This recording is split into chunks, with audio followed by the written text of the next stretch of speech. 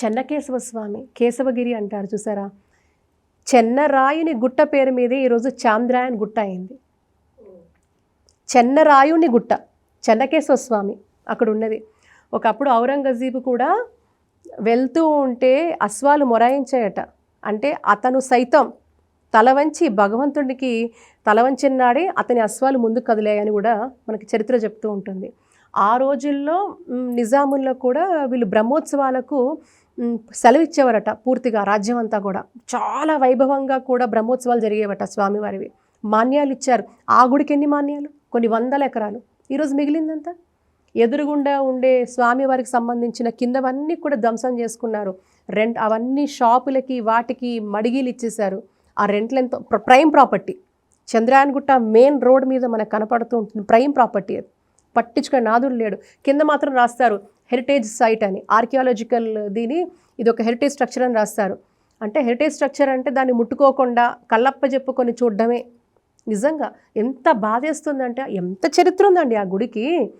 అక్కడ ఎంతమంది ఋషులు తపస్సు చేశారండి చెన్నకేశవ స్వామి కోసం. ఆ స్వామి ఎంత అద్భుతంగా ఉంటాడో. కానీ తప్పకుండా వెళ్ళండి. ఇది వెళ్ళే అవకాశం. రోడ్డు లేదండి, యాత్రికులు వెళ్ళడానికి రోడ్డు లేదు తెలుసా? మొత్తం ఇరుకు. ఇంత చిన్న సందు అండి. ఇంత చిన్న సందులో మీరు ఎలా నడుచుకుంటూ వెళ్తారు? మళ్ళీ లోపల కొంచెం రోడ్డు ఉంటుంది, కానీ అసలు బండ్లు పోవడానికి లేవండి. బండ్లు పోలేవు అక్కడ కొంతవరకే. అసలు ఒక దగ్గర ఆలయం మీరు చూస్తుంటే కడుపు తరుక్కుపోతుంది. మొత్తం శిథిలావస్థలో వచ్చేసిందండి అంతా. మీరు చూస్తూ ఉంటే శిథిలావస్థలో ఉంది ఒక పాట అంతా. అక్కడ శివయ్య ఉంటాడు, ఇక్కడ కేశవుడు ఉంటాడు. ఎందుకు అంటే కొన్ని వందల సంవత్సరాలు, కనీసం 1200 సంవత్సరాల పైన చరిత్ర ఉంది దానికి. సాక్షాత్తు స్వామి అక్కడ వెలిశాడు. ఎన్ని మహిమలో, ఎన్ని మహిమలో. మీరు కొంతమంది పూర్వీకులను అడిగితే వాళ్ళే చెప్తారు ఎన్ని మహిమలో ఆ స్వామికి. 1, 2 కాదు.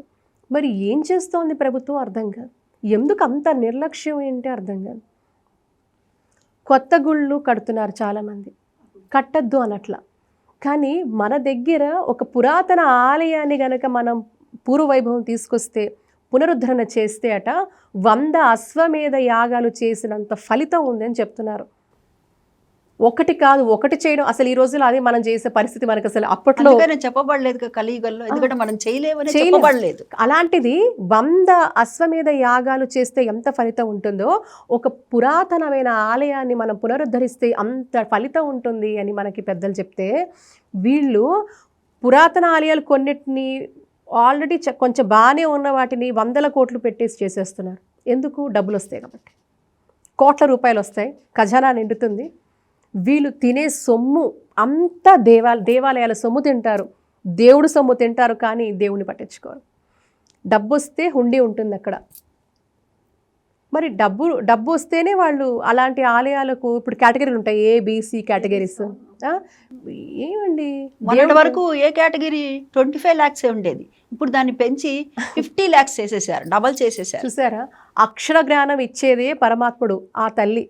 అలాంటి అక్షర జ్ఞానాన్ని ఇచ్చిన ఆ పరమాత్ముడికే మనం అక్షరాలు పెట్టేసి ఆ భగవంతుని డివైడ్ చేస్తూ, ఆ భగవంతుడికి పక్షపాతం చూపిస్తూ, డబ్బు వచ్చే గుళ్ళకు ఒక రకంగా, డబ్బు రాని గుళ్ళల్లో ఒక రకంగా, మధ్యస్థు డబ్బు వచ్చే గుళ్ళు ఒక రకంగా అని మనం డివైడ్ చేస్తున్నామంటే మనకంటే అజ్ఞానులు ఉంటారా ఈ ప్రపంచంలో? అసలు ఎంత బాధ కలుగుతుందంటే మాట్లాడడానికి.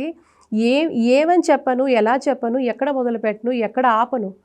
ఇది బాధతో చెప్తున్న మాటలు ఇవన్నీ. ఎందుకంటే కోపం, ఆవేశం కొంతవరకు వస్తాయండి. దాని తర్వాత ఆవేదన ఎందుకు అంటే, వీళ్ళు హిందువులు కాదా?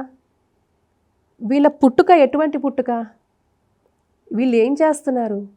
ఈరోజు ఆలయం మీద ఎందుకు ఇప్పుడు ఇంత సంఘర్షణ పడుతోంది? ఇదేమన్నా ప్రజా సమస్య అని అడుగుతారు. ప్రజలకు సమస్యలు రాకుండా ఉండడానికే ఆలయాలు ఉండాలండి అని చెప్తున్నారు.